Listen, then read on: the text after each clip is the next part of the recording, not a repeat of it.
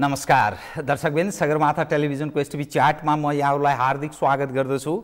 जीवराम भण्डारी आज यहाँहरू सामुन्ने उपस्थित हुनुहुन्छ डाक्टर राजन भट्टराई।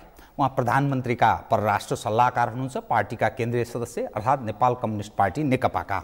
समग्रमा आज म उहाँसँग सरकारको 1 वर्ष समृद्धिको आधार वर्ष प्रधानमन्त्रीले हिजो त्यही घोषणा गर्नुभएको छ। नेपाल कम्युनिस्ट पार्टी नेकपाको सरकार अर्थात् जननिर्वाचित सरकार, 2/3 बहुमत प्राप्त सरकार। यो सरकारबाट मानिसले धेरै आशा पनि गरेका छन्। यो 1 वर्ष कस्तो बित्यो, जनअपेक्षा के थियो, सम्बोधन जनताका कुरालाई कति गरियो, राष्ट्रिय र अन्तर्राष्ट्रिय घटनाक्रमसँग पनि नेपाल सन्दर्भ कतिपय जोडेर डाक्टर राजन भट्टराईसँग म आज विविध विषय उठान गर्नेछु। सर्वप्रथम म उहाँलाई स्वागत गर्छु। स्वागत छ यहाँलाई। धन्यवाद। अब म सिधै विषयमा कसरी प्रवेश गरेँ भने धेरै मानिसले आश गरेको यो सरकारबाट प्रधानमन्त्रीले यो वर्ष 1 वर्ष यो आधार वर्ष अर्थात् समृद्धिको आधार वर्ष भनेर भन्नुभयो। के गर्न सकिन्थ्यो, केही बाधक पक्षहरू पनि केही थियो कि रह्यो कि त्यो जनअपेक्षालाई सम्बोधन राम्ररी भयो भन्ने मानिरहेका छैनन् मान्छे। आलोचना यत्रतत्र भएको छ, किनभने यो परम्परागत पुरानो प्रकृतिको सरकार पनि होइन। जनताले गरिब निरीह त्यस्ता जनताले धेरै आश गरेको सरकार, त्यो समृद्धिको आधार वर्ष भनेको के हो, यहीँबाट म सुरु गरेँ। त्यसपछि म अरू विषय क्रमशः उठान गर्छु, कृपया। धन्यवाद जीवरामजी। समृद्धिको आधार वर्ष भनेर हामीले यसलाई भनेको के सन्दर्भमा हेर्नुपर्छ भने हामी कहाँबाट यहाँ आयौँ भन्ने कुरा अलिकति हेर्न जरुरी छ। नेपाल विगत करिब 3 दशकदेखि राजनीतिक अस्थिरताको अन्योलमा फसेको, हरेक चिज राजनीतिक ठिकठाक भएपछि हामी अरू बाटो पक्रन्छौँ भनेर हामीले जनतालाई आश्वासन दिँदै आएको, त्यसपछि त्यही राजनीतिक अस्थिरता बीचमै हामी द्वन्द्वमा पर्यौँ। द्वन्द्वपछि फेरि एउटा लामो शान्ति प्रक्रियाबाट हामी गुज्रिनु पर्यो।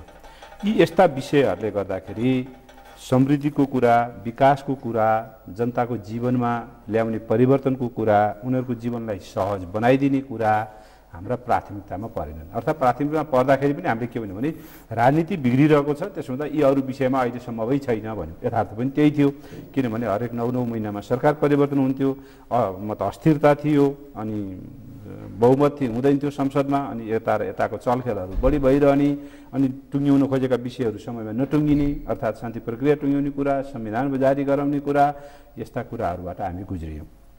यो गुज्रिएको अवस्थाबाट संविधान जारी भइसकेपछि जनतामा गयौँ हामीले, र जनताले वास्तवमा आम मुलुकको जुन बाटो पक्रिनु पर्ने हो त्यही अनुसारको म्यान्डेट दिए। अर्थात् उनीहरूले बहुमत एउटा पार्टी, त्यो पनि सामान्यतया यो 60-40 समानुपातिकमा 40%तर्फ 60% भएको संसदमा एब्सोल्युट मेजोरिटी भनेको चाहिँ एकदमै रेयर केस हो, आउँदैन नै भन्थे। जस्तो 65 सम्मलाई आएको ठाउँ छन्, 70 त आउँछ नि, 70-30 थियो भने समानुपातिक 30-70% तर्फ थियो भने सहज रूपमा आउने, 65-35 हुँदा पनि कहीँ टेक्छ, तर 40-60 त आउँदैन भन्ने कुरालाई वास्तवमा जनताले त्यस्तो होइन, अब बहुमत चाहिएको छ, स्थिरता चाहिएको छ। यो स्थिरता पछि हामी अब समृद्धिको बाटोतर्फ, हाम्रो जीवनमा आर्थिक विकासको बाटोतर्फ, आजको विश्व परिवेश, आजको हाम्रो क्षेत्रीय परिवेशमा अब हामी यसै गरी गरिबी, यसै अभाव, यस्तो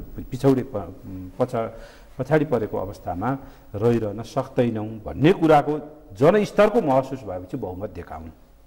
बहुमत प्राप्त यो नेपाल कम्युनिस्ट पार्टीको सरकार, यसको अबको दिशा जनताको जे त्यो स्थायित्व पछिको विकासमा जानुपर्छ भन्ने सन्देश हो, त्यो सन्देशलाई कार्यान्वयन गर्नु यसको प्रमुख दायित्व हो।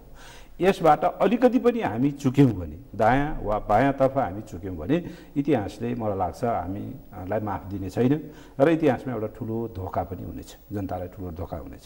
त्यस कारणले त्यो कुरालाई महसुस गरेर नै अहिले खास गरी अब त्यसो भनिरहँदा राजनीतिक एजेन्डा चाहिँ बाँकी छैन त, छन्। त्यसभित्र नै हामीले समृद्धि र आर्थिक विकासको बाटो खोज्ने हो। हामी सरकारमा आउँदा अब अहिले के कुरा एउटा हुन्छ भने 1 वर्ष अगाडि हो, जनअपेक्षा धेरै माथि छ। जनताले अपेक्षा राख्ने कुरा म अन्यथा मान्दिनँ। जनताले स्वाभाविक रूपमा अपेक्षा राख्ने, छिटोभन्दा छिटो हाम्रो जीवनमा परिवर्तन ल्याइदेऊ, हामीले पाइरहेको दुःख, हामीले भोगिरहेको यो अपमानबाट मुक्त गरिदेऊ भनेर जनताले चाहना राख्ने कुरा अनौठो हुँदै होइन। त्यो चाहनालाई हाम्रो भएको साधन स्रोत, र हाम्रो अवस्थाले कति हामीले डेलिभरी गर्न सक्छौँ भन्ने कुराको बिचको ग्याप छ अहिले। त्यो खाडल एउटा छ। त्यो खाडल जति कम हामी पुर्दै जान सक्छौँ त्यति नै यो त्योतर्फ मतलब चाहिँ मान्छेहरूको जनअपेक्षा पनि पुरा हुँदै जाने हो, हामीले पनि यस्तो गऱ्यौँ भन्ने कुरा। त्यो खाडल फराकिलो हुँदै गयो भने स्वाभाविक रूपमा हामी असफलतातर्फ गएको सङ्केत हुने हो। अहिले हामी कहाँ छौँ भनेर भन्दाखेरि हामी हिजो आउँदाखेरि हाम्रो अपेक्षा के थियो अथवा हाम्रो योजना के थियो त भनेर भन्दा संविधान जारी गरेपछि 2 वर्ष अघिल्लो संविधान सभालाई हामीले जुन समय दिएको हो त्यो संविधान सभाभित्र त्यो 2 वर्षभित्र बन्नुपर्ने कानुनहरू आधारभूत जुन अहिले हामी भनिरहेका छौँ नि, जस्तो जेठ 3 गते 2075 जेठ 3 गते बन्नुपर्ने कानुन त्यो त के अरे जेठ असौ 3 गतेभित्र बन्नुपर्ने कानुन त्यो त हिजो 2 वर्षभित्र बन्नु पर्थ्यो नि। तर हामी सरकारमा आउँदा अर्थात् आज 366 दिन जुन पुगेको छ, केपी ओली आज प्रधानमन्त्रीको शपथ लिनुभएको, हिजो 365 दिन पुरा भएर आएर 66 दिन भएको छ। आज आउँदा त्यसको अवस्था के थियो त भन्दा कुनै पनि कानुनको तयारी थिएन। हाम्रो जग कहाँ थियो भनेर मैले तपाईँलाई दिन खोजेको। त्यसपछि हामीले फेरि 1 वर्षभित्र केही कानुनहरू जस्तो पर्सि फागुन 21 गते भनेको संसद बसेको 1 वर्ष पुग्छ। त्यो 1 वर्षभित्र नयाँ निर्वाचन भएर संसद सुरु भएर 1 वर्षभित्र केही कानुन बनाउनु पर्ने छ संविधान अनुसार। ती त बाध्यकारी कानुनहरू भए। त्यसभन्दा बाहेक अरू थुप्रै कानुनहरूको संशोधन गर्नुपर्ने, अर्थात् करिब 340 देखि 50 वटा कानुनहरू केही नयाँ बनाउनु पर्ने, केही संशोधन गर्नुपर्ने एउटा ठुलो काम हामीसित यो थियो। यो जग नभइकन हामीले अरू जगमा जान्छौँ, अन्त मतलब चाहिँ अरू कुरामा उफ्रिन्छौँ भनेर त त्यो सम्भव थिएन। त्यसभन्दा हाम्रो यो वर्षको सबैभन्दा प्रमुख र फोकस काम यसमा रह्यो, जुन कुरा हामी सम्पन्न गर्न गइरहेका छौँ। त्यो गौरव यसैमा मैले जोड दिएँ डाक्टर साहब, त्यो गौरव गर्न लायक यो सरकारले यो गर्यो भनेर केही भन्न सकिने अवस्था छ? कृपया म तपाईँलाई त्यसैमा आउँदैछु। कानुनको क्षेत्रमा यदि हामीसित यो आधारभूत कुरा यो जग हामीले कानुनको जग नबसाएका छौँ भने त संविधान त मतलब चाहिँ संविधानमा लेखिएका कुरा र जनतालाई व्यवहारमा जाने त कानुन हो नि, त्यो कुरा त हुन सक्दैन थियो। कानुन पहिलो हामी कानुन निर्माणमा फोकस गऱ्यौँ। दोस्रो कुरा तपाईँलाई थाहा छ प्रदेश भन्ने हामीसित कल्पनामा मात्रै थियो, प्रदेशको कुनै संरचना हामीसित थिएन, प्रदेशलाई चाहिने पूर्वाधारका कुनै विषयहरू हामीसित थिएनन्। जुन कुरा यो वर्षको बिचमै हामी आइसकेपछि नै सुरुवात गर्नु थियो। त्यति बेला राजधानी तोकिदिएको थियो, प्रदेश प्रमुख तोकिदिएको थियो, बाँकी त केही पनि थिएन। त्यसो हुँदा ती सबै चाहे त्यो प्रदेश सभाको कुरा हो, चाहे प्रदेश सरकारको कुरा हो, चाहे मुख्यमन्त्रीको कुरा हो, चाहे प्रदेश प्रमुखका लागि चाहिने संरचनाका कुराहरू हुन्, चाहे अब उनीहरूलाई चाहिने कर्मचारीका व्यवस्थापनका कुरा हुन्, यी सबै कुराको चाहिँ काम फेरि हामीले जिरोबाट सुरु गर्नुपर्ने थियो हैन। त्यसो हुँदा दोस्रो काम हाम्रो यसमा, अब यसमा मान्छेलाई के देखियो भने प्रत्यक्ष मलाई के असर गर्यो त भनेर तपाईँले सोध्नुभयो, मैले सोधेँ वा मेरो घरको छिमेकीले सोध्यो भने तँलाई त के गर्यो त म भन्न सक्दिनँ। तर संविधानले त निर्देशित गरिदिएको छ नि त हामीलाई, प्रदेश त चाहियो, हामीसित कुनै विकल्प छैन। प्रदेश बनाउने काम हाम्रा लागि त्यो रह्यो। तेस्रो कुरा स्थानीय तह निर्वाचन भयो, त्यसपछि सिरिज अफ निर्वाचनमा गयौँ हामी, अर्थात् 2074 वैशाखमा हामीले निर्वाचन गऱ्यौँ पहिलो, त्यसपछि क्रमिक रूपमा स्थानीय तहकै निर्वाचन भयो हैन, र 74 को मङ्सिरसम्म पुग्दा हामी निर्वाचनमा थियौँ। स्थानीय तह निर्वाचितहरू मतलब अन्यलको एउटा अवस्था थियो। त्यसलाई कर्मचारीको व्यवस्थापन, स्रोत साधनको व्यवस्थापन गर्नुपर्ने अर्को हाम्रो थियो। यो कुराको काममा सरकारको धेरैभन्दा धेरै यही हो जग भनेको। यो नबसाइदिँदा हामीले मतलब चाहिँ अरू हिसाबबाट कामलाई अगाडि बढाएर लिएर जाने कुरा थिएन। अब म आउँछु तपाईँलाई वित्तीय क्षेत्र हाम्रो के थियो, हामी त सेन्ट्रल मतलब चाहिँ एकात्मक राज्य र केन्द्रीकृत मतलब चाहिँ वित्तीय व्यवस्थाबाट आएका थियौँ हैन। एउटा सानो धाराको पनि मतलब चाहिँ माथि केन्द्रमै त्यो गर्नुपर्ने खालको, तर संविधानले हामीले यी सबै कुरा चाहिँ स्थानीय तहलाई सबैभन्दा धेरै, त्यसपछि क्रमिक रूपमा प्रदेशलाई दिने बनायो। तर त्यो स्रोत कसरी जाने त, त्यसको त एउटा विधि निर्माण गर्नु पर्यो। त्यसको एउटा संविधानले त ब्रोडर खाका मात्रै दिएको थियो, त्यस अनुसारको कानुन बन्नु पर्यो, त्यस अनुसारको नियम रेगुलेसनहरू तयार गर्नु पर्यो। त्यो रेगुलेसनमाथि उभिएर त्यसपछि वित्तीय व्यवस्थापन गर्न जरुरी थियो। यो काम अहिपछिको बजेट ल्याएको जस्तो अवस्थाको थिएन, सामान्य अवस्थाको बजेट ल्याएको जस्तो थिएन। यसले पनि हामीलाई यो अहिले हामीले व्यवस्थित गऱ्यौँ। वित्तीय आयोग नबन्दै हामीले यो काम गर्नै पर्ने थियो। यो कामका लागि एउटा सिस्टम हामीले विकास गऱ्यौँ। त्यो सिस्टममाथि उभिएर अब स्थानीयले के पाउने, प्रदेशले के पाउने, केन्द्रले के पाउने, यो त लामो समय विवाद रहन्थ्यो। तपाईँले मतलब चाहिँ सङ्घ र प्रदेशका बिचको के अरे सङ्घ र केन्द्र र प्रदेश र स्थानीय तहका बिचको विवाद अरू देशको हेऱ्यौँ भने हामीले तुलनात्मक रूपले म त के भन्छु भने कम छ। हामीमा छ विवाद छ, केही पुगेका छैनन्। अहिले प्रदेशले हामीलाई यो भएन भन्ने कुरा आइरहेको छ, त्यो आउँछ अधिकारको सवालमा हैन, भूमिकाका सवालमा आउँछ। तर हामीले जसरी लिएर आयौँ यो 1 वर्षको बिचमा, यो पनि जिरो अवस्थाबाट यहाँ लिएर आयौँ। तेस्रो कुरा कर्मचारी समायोजनको कुरो। हामीसित केन्द्रीकृत के अरे सचिव हुन्छु भनेर एउटा केन्द्रीय राज्यमा मतलब चाहिँ लोकसेवा पास गरेर आएको व्यक्ति छ। उसको अपेक्षा के छ भन्दाखेरि म त मुख्य सचिवको दावेदार भएर यहाँ लागेको हुँ, आज तिमीहरूले मुलुक फेडरलिजममा लिएर गएर संघीयतामा लिएर गएर मलाई प्रदेशमा पठाउने, मलाई स्थानीय तहमा पठाएर म कहाँ मान्छु। अहिले पनि त्यो जबर भनाइ मतलब चाहिँ रहिरहेको छ कर्मचारीहरूभित्र। यो कुराको व्यवस्थापन हामीले जुन ढङ्गले मतलब चाहिँ समाजहरूको व्यवस्थापन एउटा हामीले प्रयत्न गऱ्यौँ, एक ढङ्गले मतलब चाहिँ अस्थायी प्रकृतिको अहिले ठिक छ कानुन ल्याएर सबै गर्ने भनेर हामीले गत मतलब चाहिँ वैशाख जेठमा एउटा प्रयत्न गऱ्यौँ। तर कर्मचारीहरूको कस्तो प्रवृत्ति देखियो भने अहिले जा भन्दा जाने, तर गएको 3 महिनापछि फिर्ता आउनका लागि पहल गर्ने, यो खालको भइसकेपछि तल चाहिँ एकदमै अस्थिरता भयो, काम गर्न सकिएन, यो कुरा अगाडि बढ्न सकेन भन्ने भइसकेपछि अहिले अध्यादेशै ल्याएर त्यसलाई हामीले कार्यान्वयनमा अब टुङ्ग्याउने स्थितिमा सायद आज भोलिमा त्यो फाइनल टुङ्गिन्छ। यसरी कर्मचारीको व्यवस्थापन यो नगरेको थियो भने यो जग नबस्दाखेरि त हामीले जतिसुकै विकासका नारा दिए पनि, जतिसुकै ठुलो कुराहरूको कुरा गरे पनि त गर्ने त त्यही निकाय हो। त्यो निकाय नै छैन भने हामीले कहाँबाट काम गराउने? अहिले पनि समस्या छ। अहिले तपाईँलाई भनौँ प्रदेशहरूमा कतिपय खानेपानीका के अरे अरू जिल्लाहरूमा हिजो सञ्चालन भइरहेका कुराहरू पुनर्व्यवस्थापन भयो, तर नयाँ बनि नसकेको हुनाले त्यसको अन्यलताले गर्दा बजेट चाहिँ मतलब हुने स्थितिमा कतिपय ठाउँमा यो पनि अवस्था उत्पन्न भएको छ। त्यस हुनाले यसरी संरचनागत विकासका क्षेत्रमा, आर्थिक मतलब चाहिँ विकास उसको क्षेत्रमा हामीले एक ढङ्गले एउटा आधार यही हो। वर्षौँ वर्षसम्म भोलि सम्झेर राख्ने कुरा के हुन्? प्रधानमन्त्रीले अस्ति भन्दाखेरि पनि यो आउने 5 वर्षका लागि मात्र होइन, हामीले यो आधार त 20औँ वर्ष 50औँ वर्षका लागि खडा गरेको भनेको के हो त भन्दा यी संरचनागत व्यवस्था गरे, यी नीतिगत व्यवस्थाहरू, यी कानुनी प्रबन्धहरू हामीले गर्नमै यो वर्ष चाहिँ सबैभन्दा बढी तपाईँले मलाई माइलस्टोन के भनेर सोध्नुभयो भने यी चाहिँ प्रमुख कुरा हुन्। अब म तपाईँलाई जान्छु यो वर्ष दीर्घकालमा यसको सकारात्मक प्रभाव असर होइन, अहिलेदेखि नै हाम्रो कार्यान्वयनका लागि नै चाहियो नि यो त। अहिले हामीले यो नगरेको थियो भने कल्पना गर्नुहोस्, हामीसित प्रदेशको त्यो संरचना थिएन भने, यो समायोजन हामीले गर्न सकेका थिएनौँ भने, यो रिसोर्सलाई त्यस किसिमको व्यवस्थापन गर्न सकेका थिएनौँ भने हामी त काम त केही पनि गर्न सक्दैनथ्यौँ। दोस्रो तेस्रो कुरा के हो त भन्दा अब यो चाहिँ संरचनागत रूपमै त्यसमै बिताउनु भएछ, अरू केही पनि गर्नु भएन कि भनेर तपाईँले मलाई भन्ने ठाउँ प्रश्न राख्न सक्नुहुन्छ। तर म के भन्छु भने आधारभूत रूपमा तपाईँले गत वर्षको हाम्रो मतलब चाहिँ आर्थिक क्षेत्रले विकासको उत्तर्फ हाम्रो दिशा चाहिँ कता भयो त भनेर तपाईँले हेर्नुभयो भने पनि सूचकहरूले के भन्छन् भने इन्डिकेटर, इकोनोमिक इन्डिकेटरहरूले हामीलाई हाम्रो भनेको त आधारभूत रूपमा 3टा कुरा हो क्षेत्र, टुरिज्म अथवा पर्यटन, जलस्रोत र तेस्रो चाहिँ तपाईँको कृषि। यी 3वटै क्षेत्रमा हाम्रो गत वर्षको सूचक राम्रो छ, कुनै बेलाको भन्दा बढेको छ। कुनै बेलाको भन्दा कृषिमा हाम्रो मतलब चाहिँ जुन कृषि उत्पादन, त्यो उत्पादन मान्छेले चाहिँ होइन के अरे सिजन राम्रो भयो, पानी परेन के परेन अथवा घडेरी लागेन यो हुनाले भयो, त्यस्तो मात्रै त होइन नि। तपाईँले समयमा मल दिन सक्नुभएको थियो कि थिएन, तपाईँले समयमा बिउ बिजन दिनुभएको थियो कि थिएन, त्यसमा समर्थन राम्रो मतलब चाहिँ मौसमले पनि गर्यो होला, यो एउटा कुरा हो होइन। त्यसपछि एउटा यो पक्ष हो। दोस्रो पर्यटन, हामीले 1998 कि 96मा चाहिँ पर्यटन वर्ष बनाएर 10 लाख पुर्याउँछौँ भनेर भनेको त्यो यसको 10 होइन 12 लाख पुर्याउने चाहिँ हामीले अहिले यही वर्ष कुर्नु पर्यो, 2018 नै कुर्नु पर्यो 12 लाख पर्यटक कटाउनका लागि होइन, नत्र 10 लाख पर्यटक अहिलेसम्म हामीले कटाउन सकेका थिएनौँ। त्यसो हुँदा पर्यटनका हिसाबमा हामीले यो सूचक राम्रो मान्नुपर्छ।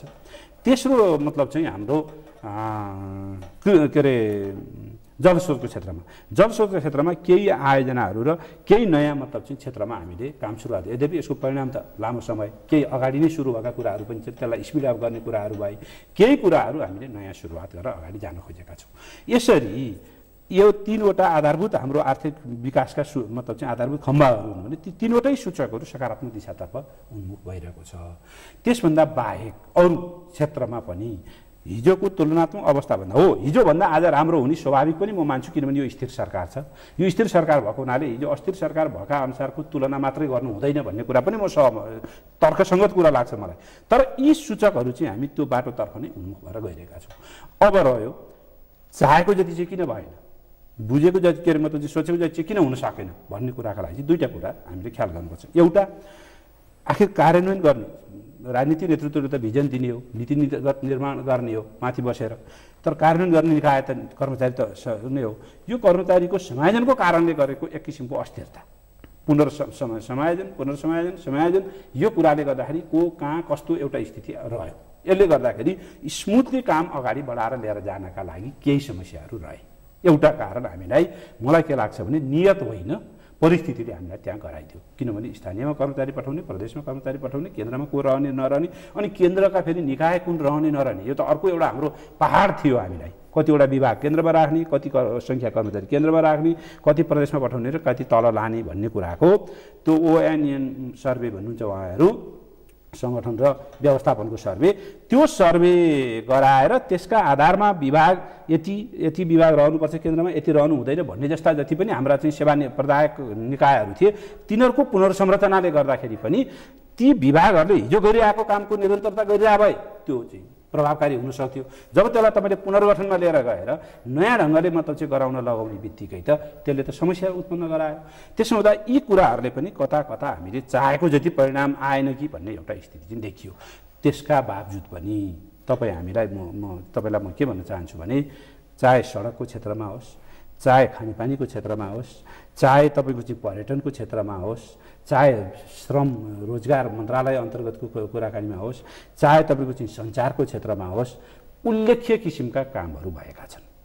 यो बिचमा हो हाम्रो अवस्था कस्तो हो भन्दा अपेक्षा ज्यादा हामीसित भएको उसको कमको कारणले म फेरि पनि भन्छु त्यो ग्याप क्रमिक रूपमा हामी पूर्णतर्फ गइरहेका छौँ।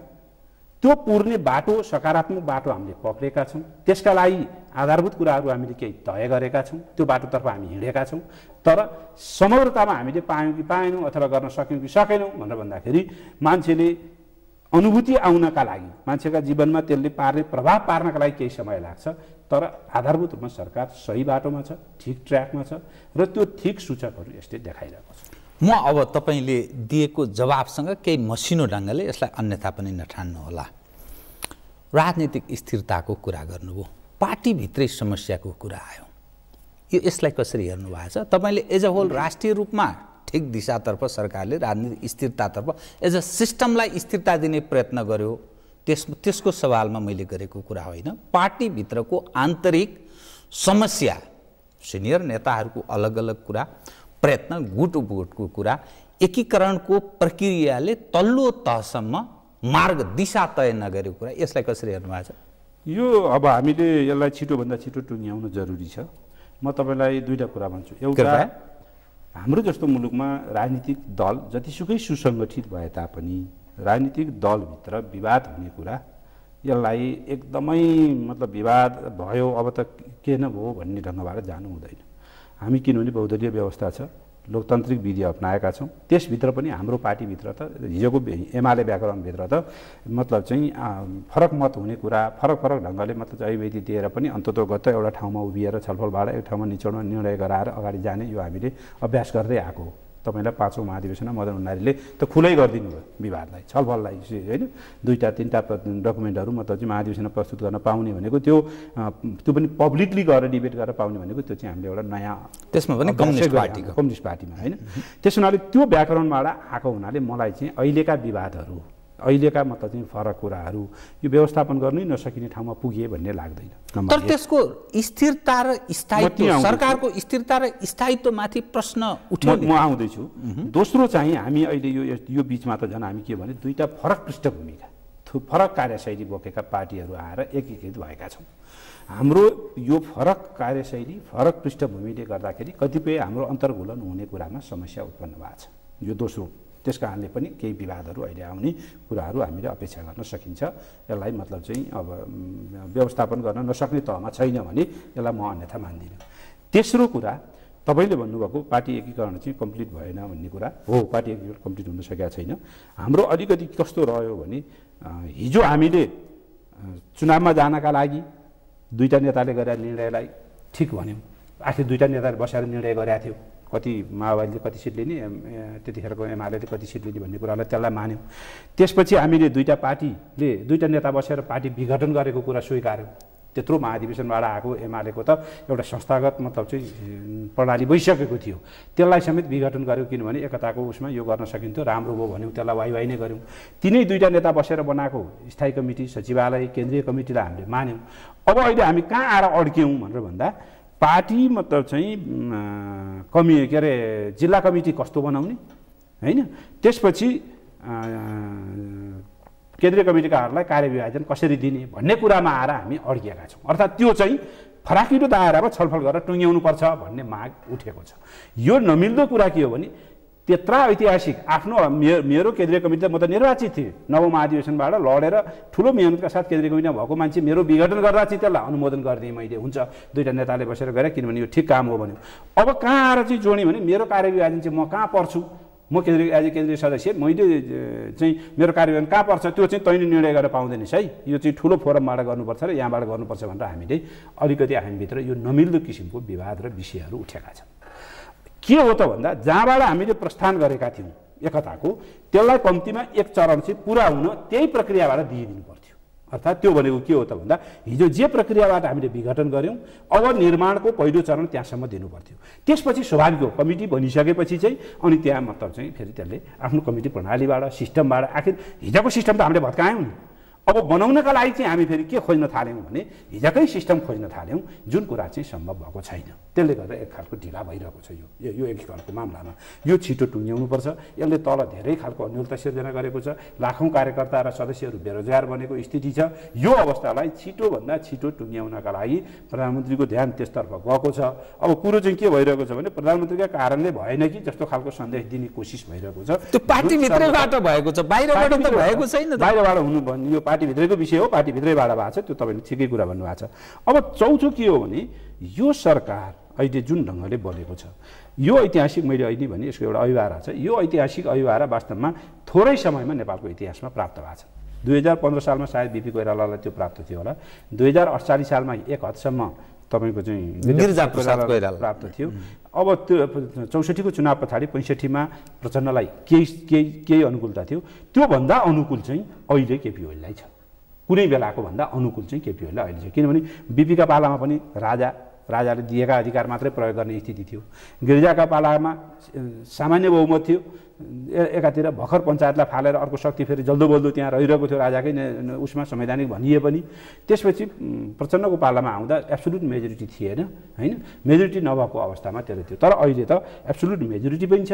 त्यो हिजो मतलब चाहिँ प्रतिगामी भनिएको र मतलब चाहिँ अप्ठ्यारो खेलाउने राजतन्त्र पनि छैन। र यो समग्रतामा एउटा जनताले विश्वास गरेर तलदेखि माथिसम्म संरचनागत रूपमा तयार पनि भएको छ। यो अनुकूलतामा वर्तमान प्रधानमन्त्री केपी ओली हो। उहाँले यसलाई मतलब चाहिँ ड्राइभ गरेर जानुपर्छ। त्यसमा सफलता प्राप्त गर्नका लागि अरूको भन्दा अनुकूल अवस्था हो र यसलाई लिएर जानुपर्छ भन्ने कुरामा दुविधा होइन। अब यो अवसरलाई अहिले जुन हिसाबले हामी निर्वाचनमा गयौँ केपी ओलीकै नेतृत्वमा, त्यसपछि त्यो निर्वाचनबाट हामी जहाँ यहाँ आज आइपुग्यौँ र यो परिणामका आधारमा अगाडि जाने जुन बाटो हामीले तय गरेका छौँ, यसलाई अगाडि जान स्मुथली अगाडि जान दिनुपर्छ। यसमा अलिअलि मतलब चाहिँ पार्टीभित्र चलाउँदाखेरि दुईवटा मैले अघि नै भने फरक पृष्ठभूमि, हिजो हामी एउटै पृष्ठभूमिका बिचमा त विवाद थियो, गुट थिए, होइन, मतलब चाहिँ विभिन्न बेलामा विवादहरू बाहिर आउँथ्यो भने फरकहरू एक ठाउँमा मिलेपछि यसले केही समस्याहरू आउने थपिन सक्छ भन्ने कुरा हामीले नजरअन्दाज गर्नु मिल्दैन। यसलाई हामीले चाहिँ यो हुँदैन कि भनेर एकदम आदर्शवादी कुरा गरेर मात्रै समस्या समाधान हुँदैन। तर त्यो अवस्थालाई व्यवस्थापन गरेर अगाडि जान चाहिँ माथिल्लो तहका नेतृत्वका बिचमा प्रधानमन्त्रीका मतलब चाहिँ भूमिका के हुन् र प्रधानमन्त्री बनाइसकेपछि उसलाई कसरी दिनुपर्छ भन्ने त प्रधानमन्त्री भएरै आउनुभएका साथीहरू हुनुहुन्छ, बढी माथि 4 जना त प्रधानमन्त्री भएकै साथीहरू हुनुहुन्छ।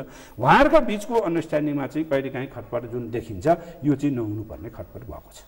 अब संहिता कार्यान्वयन र संविधान संशोधनको विषय उपर पार्टनरहरूले अलिकति प्रश्न गरे र प्रदेश सरकारले यो हामीलाई किन साधन स्रोतविहीन बनाएको अधिकार पनि छैन, अधिकार प्रदान त्यो ढङ्गले नि भएको छैन। प्रधानमन्त्रीको अर्थात् सरकारको संहिता कार्यान्वयन उपर त्यो औँलो यसो ठड्याएको अवस्था र संविधान संशोधनको विषय हामी यथास्थितिमा यो सधैँ कहाँ सक्छौँ भनेर यसो अर्को ढङ्गले सोच्न थालेको हो कि भन्ने यस्तो प्रश्न, यो दुई विषय कृपया। ठिक, संहिता कार्यान्वयनको बारेमा म तपाईँलाई के भन्छु भने हाम्रा आफ्ना जोडकोण कता नमिल्या, हिजो पनि मिलेका थिएन। यो संहिताको मोडेल भनेका फरक छन्, संसारभर नै फरक छ। अमेरिकामा तपाईँको चाहिँ कतिपय स्टेट पछि फरक झन्डाहरू छन्, होइन, केन्द्रीय राष्ट्रिय झन्डा एउटा छ, त्यसपछि कतिपय स्टेटका आफ्ना झन्डा पनि उनीहरूले प्रयोग गर्न पाउँछन्। अब भारतको अर्को खालको संहिताको अनुभव छ, अस्ट्रेलियाको अर्को खालको अनुभव छ। त्यसो हुनाले संहिताको एउटै मोडेल छैन। आफ्नो आफ्नो मुलुकको अवस्था अनुसार त्यहाँको मतलब चाहिँ सामाजिक परिवेश, त्यहाँको आर्थिक परिवेश, त्यहाँको जनचेतना, यी सबै कुरालाई ध्यानमा राखेर संहिताका मोडेलहरू निर्माण भएका छन्। त्यसो हुनाले हाम्रो सन्दर्भमा कुन मोडेल सबभन्दा ठिक हुन्छ त्यो पनि एकात्मकबाट मतलब चाहिँ संहितामा गएको मुलुकका लागि भन्ने कुरामा त्यो अलिअलि हाम्रा बिचमा फरक कुराहरू आउने कुरा, अन्यथा म त्यस्तो देख्दिनँ नम्बर 1। दोस्रो, पार्टीभित्रै पनि आउन सक्छ यो, किनभने एउटै पार्टीभित्र पनि त्यो विषयमा ठ्याक्कै एउटै मत हुनुपर्छ भन्ने कुनै छैन। पार्टीले गरेको निर्णय के हो, अन्तिममा निर्णय गर्ने ठाउँमा त त्यहीलाई नै बोक्नुपर्छ। त्योभन्दा बाहेक कतिपय कुराहरूमा त्यस्तो आउन सक्छ, त्यो आएको कुरालाई पनि म चाहिँ त्यस्तो देख्दिनँ। दोस्रो, यो त हामी पहिलो वर्षमा छौँ, यस्तो एउटा परीक्षणको बेलामा छौँ जहाँ हामीलाई पनि अनुभव छैन, प्रधानमन्त्री स्वयंलाई यो संहिताको कार्यान्वयनको अनुभव छैन, प्रदेशका मुख्यमन्त्रीहरूलाई अनुभव छैन, प्रदेशको सरकारलाई अनुभव छैन, उहाँहरूलाई अहिले भइरहेका कुराहरू पुगेन भन्ने लागेको छ। त्यो बढी दिँदा अथवा बढी उहाँहरूले प्राप्त गर्दा त्यसलाई प्रयोग गर्न सक्ने उहाँहरूसित त्यो क्षमता र साधन स्रोतको हिसाबले चाहिँ के हुन्छ त फेरि भोलि नेतृत्व क्षमताको कुराहरू र ती सबै कुराले चाहिँ भोलि कहाँ पुर्याउला भन्ने अर्कोलाई लागेको हुनसक्छ। यस्ता कुराहरूको हामीले गर्दाखेरि आउने फरक मतहरू कुराहरू म त्यस्तो देख्दिनँ। अहिले सबभन्दा ठुलो, त्योभित्र पनि अहिले सबभन्दा ठुलो अब दुईवटा कुरा तुरुन्तै निर्णय हुन गइरहेको छ, जुन समायोजनको विषयमा अब के हुन्छ भन्नुलाई भने हामीले जो प्रदेशमा जाने कर्मचारीहरू हुन्छन् त्यो कर्मचारीहरूको एकमुष्ट लिस्ट र एकमुष्ट व्यक्ति चाहिँ मुख्यमन्त्रीको कार्यालयमा जान्छ। अब मुख्यमन्त्रीले नै आफ्नो प्रदेशभित्र ती कर्मचारीहरूको व्यवस्थापन कहाँ कसरी गर्ने उहाँको जिम्मा हुन्छ, त्यो केन्द्रले हेर्दैन। अर्थात् उहाँहरूले अहिले खोजिरहेको त्यो व्यवस्थापनमा केन्द्रको हामीलाई भएन भन्ने उहाँहरूको जुन गुनासो छ त्यो गुनासोको एउटा महत्त्वपूर्ण सम्बोधन यहाँबाट हुनेछ। अब दोस्रो, अहिले ठ्याक्कै आएको चाहिँ विवाद केमा हो भन्दा यो प्रहरी र सिडिओको रोलको जिल्लाको सन्दर्भमा।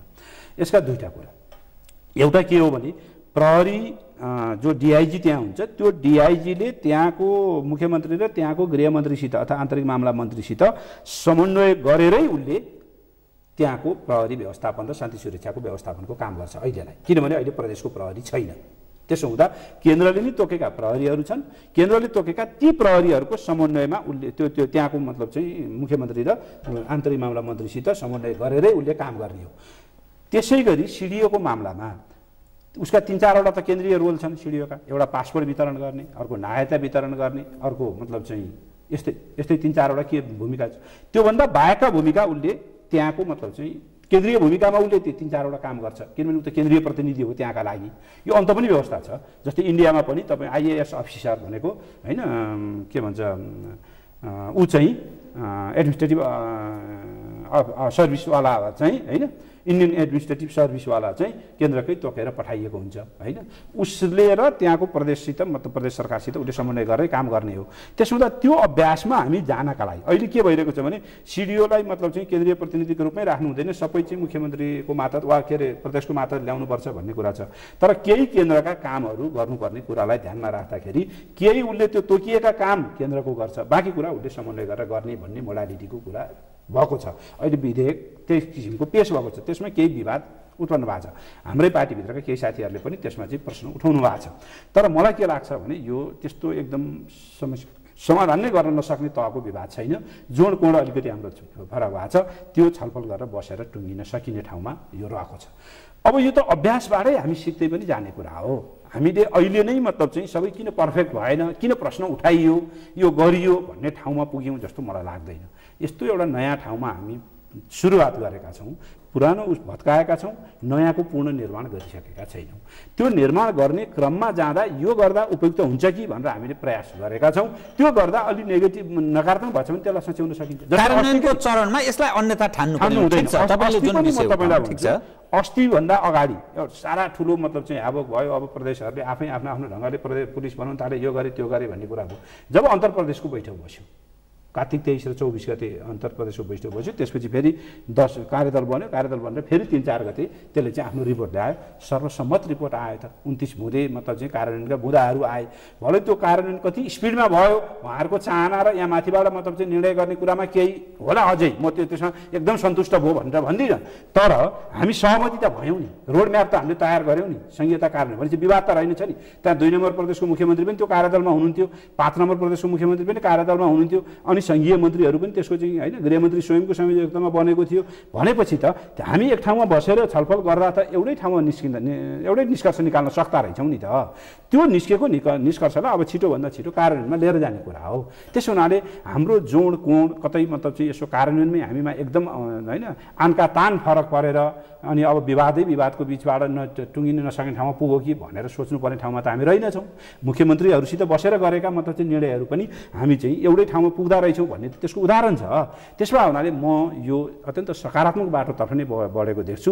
यो जाँदा जाँदा अलिकति कस्तो हुन्छ भनेर भने मुख्यमन्त्रीहरूलाई पनि प्रेसर छ, केन्द्रलाई पनि प्रेसर छ, डेलिभरी दिन कति सकिस् त भनेर प्रश्न तपाईँले अहिले मलाई सोधे जस्तै दिनुहुन्छ। अनि त्यसपछि खोइ धेरै सकिएन कि क्या हो, यस्तै पो रहेछ कि क्या भन्ने अलिकति पराय हुनसक्छ।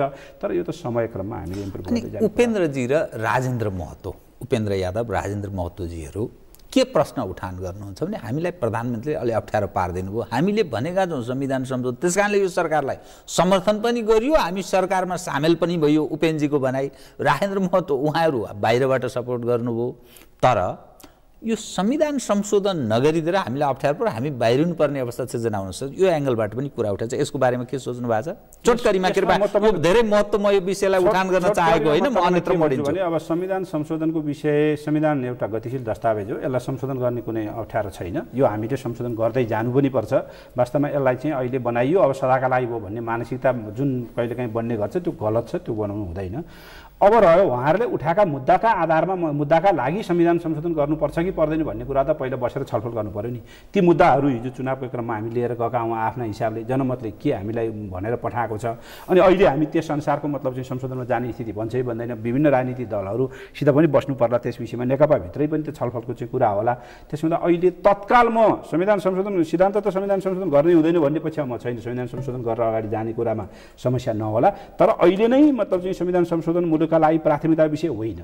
मुलुकको प्राथमिकताको अहिलेको विषय भनेको चाहिँ मैले अहिले भनेका यी संरचनागत निर्माण गरेर अब विकास र समृद्धिको बाटोतर्फ जाने नै कुरा प्रधान हो। उहाँहरूले यसमा सहयोग गरिरहनु भएको छ, त्यसको लागि उहाँहरू सरकारमा पनि हुनुहुन्छ। मलाई त्यस्तो ठुलो खटपट भएको जस्तो त्यस्तो देख्दिनँ। तपाईँ अब एउटा परराष्ट्रविद भएको नाताले र प्रधानमन्त्रीको परराष्ट्र सल्लाहकार भएको नाताले यो पछिल्लो समयमा 1 वर्षको क्रममा विविध विषयहरू प्रश्न उठ्यो।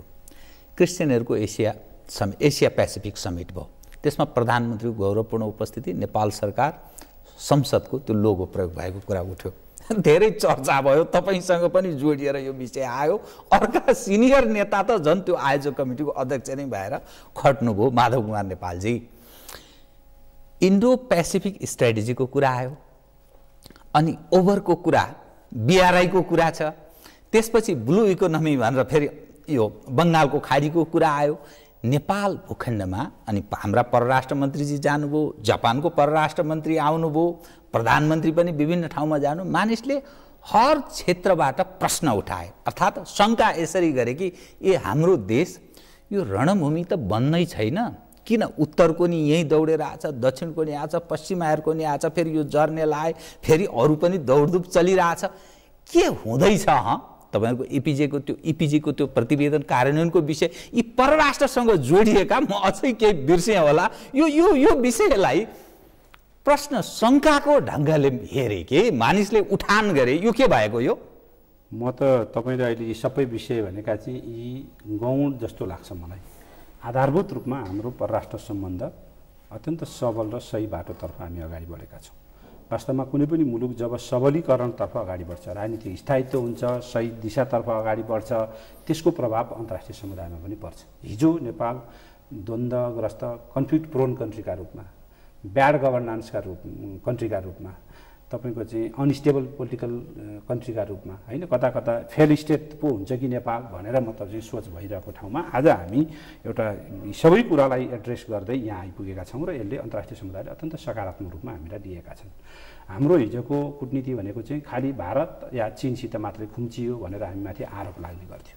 आज हामी संसारका थुप्रै क्यापिटलहरूमा हैन, राजधानीहरूमा हाम्रो प्रधानमन्त्री पुग्नु भएको छ, राष्ट्रपति पुग्नु भएको छ र परराष्ट्र मन्त्री पुग्नु भएको छ, त्योभन्दा धेरै ठाउँहरूमा। र हामीप्रतिको चासो, हामीप्रतिको सहकार्य गर्ने मतलब चाहिँ उत्सुकता अहिले अन्तर्राष्ट्रिय समुदायमा बढेको छ। यो अत्यन्त सकारात्मक हो। हामीले अत्यन्त सन्तुलित हाम्रो छिमेकीसितहरूको सम्बन्ध कहिले कता ढल्किने कहिले कताको चिसो पस्ने कता तातो हुने खालको स्थितिलाई हामीले अन्त्य गरिदिएका छौँ। दुवैतर्फ विश्वासको वातावरण नजिकका छिमेकीहरू र अन्य मित्र राष्ट्रहरूसित पनि हामीले मैत्रीपूर्ण सम्बन्ध कायम गरेका छौँ। अब रह्यो तपाईँले भनेका 2-3वटा कुराहरू जुन तपाईँले उठाउनुभयो, म ती सबैमा मतलब चाहिँ डिटेलमा जान चाहन्न।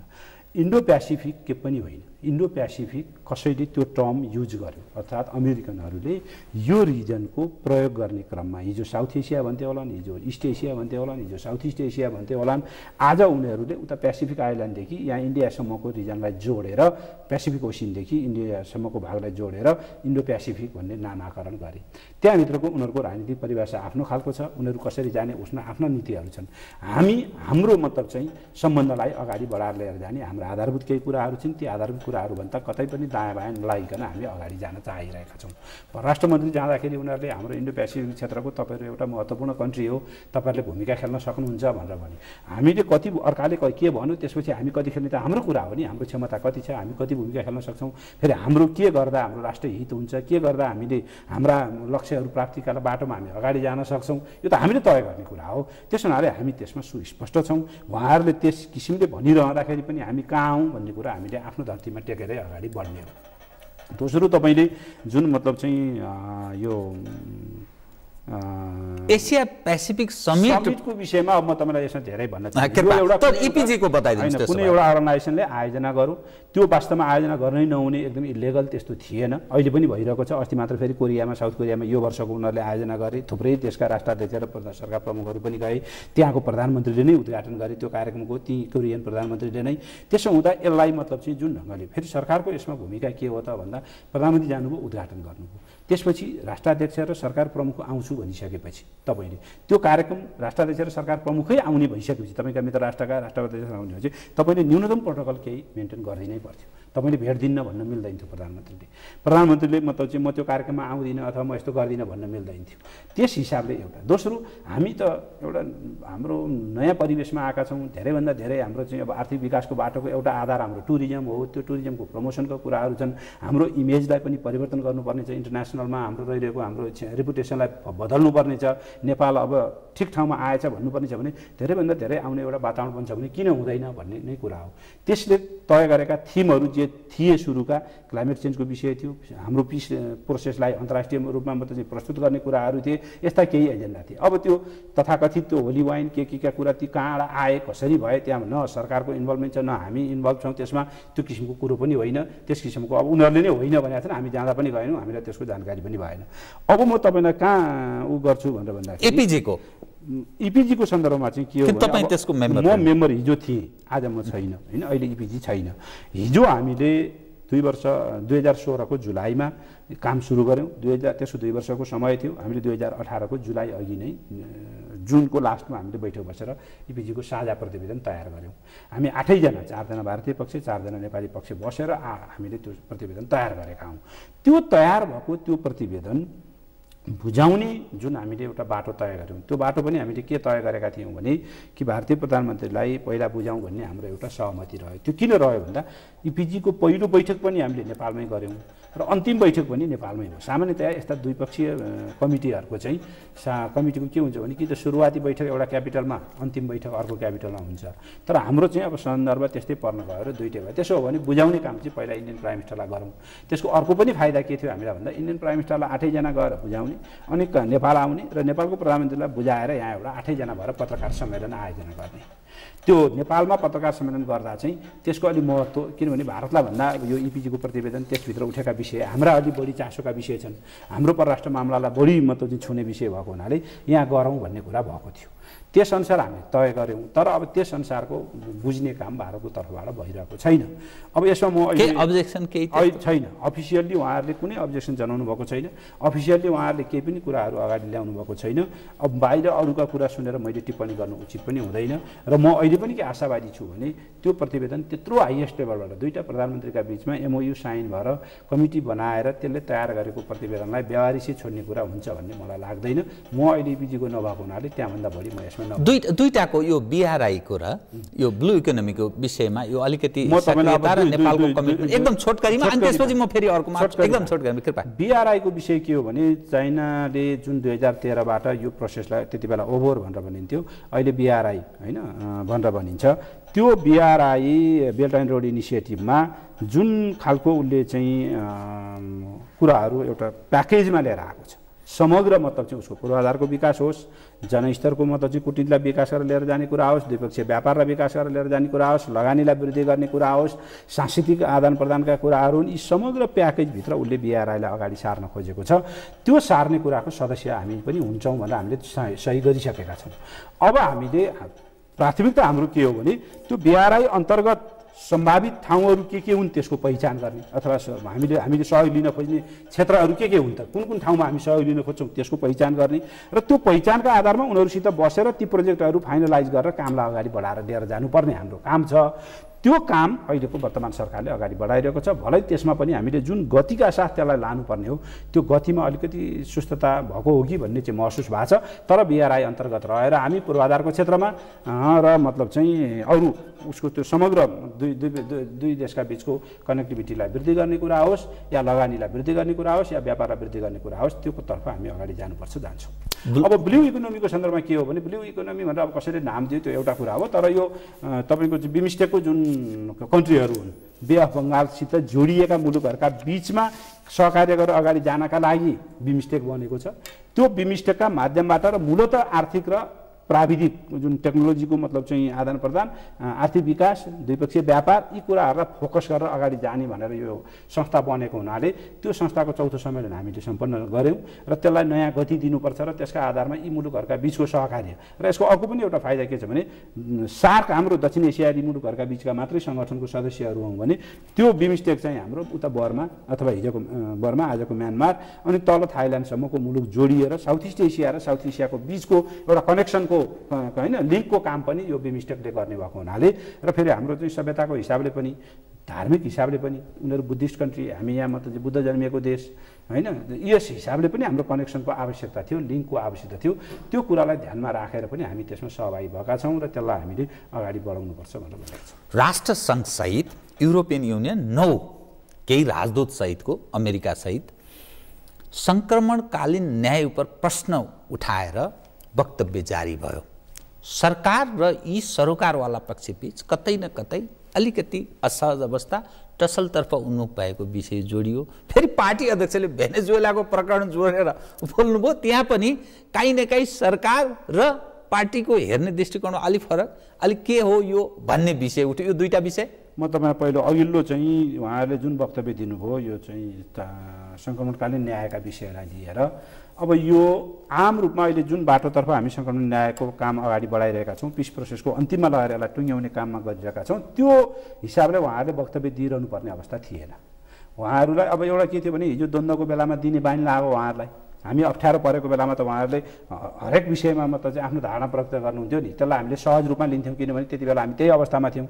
आज हामी फरक अवस्थामा आएको हुनाले उहाँहरूले चाहिँ त्यसैको निरन्तरता जस्तो गरेर दिन खोज्नुभयो, अर्थात् पीडकहरूलाई हैन भिक्टिमहरूलाई पनि ध्यान देऊ तिमीहरूको चाहिँ यो गर्दाखेरि सङ्क्रमणकालीन न्यायलाई टुङ्ग्याउँदाखेरि भनेर उहाँहरूले जुन दिनुभयो, अब त्यो हिजोको अवस्थामा ठिकै हुन्थ्यो भने आज चाहिँ किन जरुरी थियो र भन्ने एउटा प्रश्न उठेको छ र हामीले उहाँहरूलाई भनेका छौँ। र अस्ति परराष्ट्र मन्त्री प्रधानमन्त्रीज्यूको उपस्थितिमा परराष्ट्र मन्त्रीज्यूले गर्नुभएको जुन ब्रिफिङ कार्यक्रम थियो डिप्लोमेटिक कमिटीलाई, त्यहाँ पनि हामीले स्पष्ट भनेका छौँ हाम्रो यो सङ्क्रमण न्यायलाई टुङ्ग्याउने बारेमा सत्य तथा मेलमिलाप आयोग र मतलब बेपत्ता आयोगका विषयदेखि लिएर जति पनि कुराहरू छन् त्यसका एउटा निश्चित मापदण्डहरू हामीले तयमा सहमति छ हाम्रो देशभित्र, राष्ट्रिय सहमति।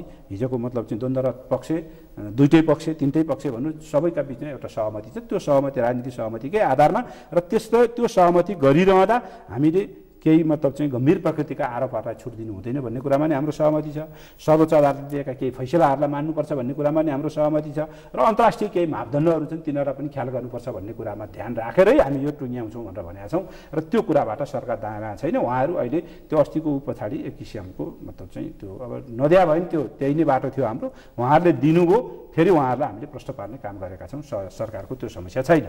अब भेनेजुएलाको बारेमा म के भन्छु भने भेनेजुएलाको विषयले जति चर्चा पायो नेपालको उसमा त्यो आवश्यक थिएन, त्यो तहमा जानुपर्ने स्थिति थिएन, त्यो गयो। अब एक हिसाबले त्यसको चाहिँ टुङ्गिएको छ। यसलाई म फेरि यहाँ तपाईँसित धेरै भन्न चाहन्न। पछिल्लो जुन सरकारले परराष्ट्र मन्त्रालयबाट जे विज्ञप्ति जारी गर्यो सरकारको पोजिसन त्यही नै हो। म अहिले प्रधानमन्त्रीको सल्लाहकारका हिसाबले अब पार्टी केन्द्रीय कमिटीको सदस्यको हिसाबले भन्नु छ भने सचिवालयले जे वक्तव्य जारी गरेको छ त्यही वक्तव्य नै मतलब चाहिँ पार्टीको धारणा हो। यसलाई त्यही हिसाबले बुझौँ, यहाँभन्दा बढी यसलाई चर्चा गर्नु अब आवश्यक छैन भन्ने लाग्छ। म कार्यक्रमको ठिक अन्त्यमा एउटा विषय, यो सरकारबाट मानिसले बहुत ठुलो आश पनि गरेका छन्। डेभलपमेन्टको सवालमा हिजोको भन्दा के थप काम के गरियो, एक मानिसको जीवन स्तरमा परिवर्तन केही आयो भनेर त्यो आवाज पाउने कार्यकर्ता तहमै भन्नुहोस् अथवा आम नागरिकको तहमा भन्नुहोस्, विदेश जानेको लहरको रोकियो कि यो सवालमा के दृष्टिकोण राख्नुहुन्छ तपाईँहरू? किनभने निरन्तर मानिस पीडित भएको कुरा, असुरक्षाको कुरा, यी विभिन्न काण्डको कुराहरू जोडिएर आएको छ। म तपाईँलाई धेरै यसमा लपेट्न चाहनु समय पनि धेरै छैन। यो विषयको त्यो चित्त बुझ्दो जवाब कहिलेसम्ममा पाउला नेपाली जनले? देवरामजी यस्तो के हुन्छ भने नि मेरो जीवनमा मैले इम्प्रुभ भएको देख्न चाहिँ त समय लाग्ला नि त। त्यसको चाहिँ हामीले के खोजिरहेका छौँ भनेर भन्दाखेरि जस्तो भनौँ न स्थिरता र स्थिर राजनीति। जस्तो हामी त एउटा अलिकति बिर्सिने पनि हाम्रो छ। राजदूत नियुक्ति हुँदा विवाद भएर राजदूत फिर्ता हुन्थे, आइजिपी नियुक्ति हुँदाखेरि आइजिपी विवाद भएर फिर्ता हुन्थे, अदालतका न्यायाधीशहरू विवादमा तानिएर मतलब चाहिँ त्यसले चाहिँ एक खालको अस्थिरता जन्माउँथ्यो। प्रधान न्यायाधीश को बन्ने र नबन्नेका चलखेलका कुराहरू हामी सुन्ने गर्थ्यौँ। अनि विभिन्न खालका मतलब चाहिँ ठेकापट्टा र गुन्डागर्दी र मतलब चाहिँ यो तमाम खालका गतिविधिहरू जिल्लामा ठेक्का कता लाउने र के गर्ने, कसले खाने, कुन गुन्डागर्दीले कसलाई लगाएर गर्न दिएन, यो परिवेश त हामीले ठ्याक्क भुल्यौँ नि। अहिले त त्यो परिवेश आज कहाँ आइपुगेका छौँ भनेर भन्दाखेरि जनताको जीवनमा कहाँ सहज भयो भनेर भन्दा त त्यहाँबाट सुरु गर्नु पऱ्यो नि सुधारको कुरो त हो। अहिले नै हामीले काठमाडौँबाट पोखरा जाँदा रेलको व्यवस्था गरिहाल्न सकेका छैनौँ। अहिले नै हामीले मतलब चाहिँ पूर्व पश्चिम बाटोलाई चौखडा बनाउन सकिहालेका छैनौँ। अहिले नै फास्ट ट्र्याक निर्जन एयरपोर्ट बनाएर जनतालाई मतलब चाहिँ यस्तो भन्न सकेका छैनौँ होला। अहिले नै हामीले विदेश जाने कम्प्लिट रोकेर मतलब त्यो पनि त 39% कमी भएको छ त यो बिचको 6 महिनामा। विदेश जानेको सङ्ख्या 39% कम भयो। त्यसमा मलेसिया रोकिएको कारणले केही हजार मतलब चाहिँ रोकियो होला, बाँकी अरू त त्यो किसिमको भनेपछि त केही न केही विकल्प पाएर नि मान्छे गएन होला नि त।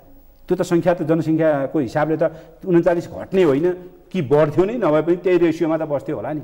तर त्यो त घटेछ त।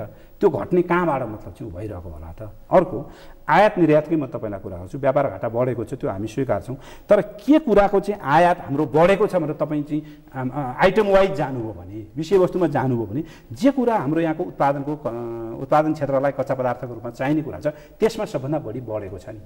त्यो भनेको तपाईँको चाहिँ फलाममा बढेको होला, त्यो भनेको सिमेन्टमा बढेको होला, त्यो भनेको इन्धनमा बढेको होला।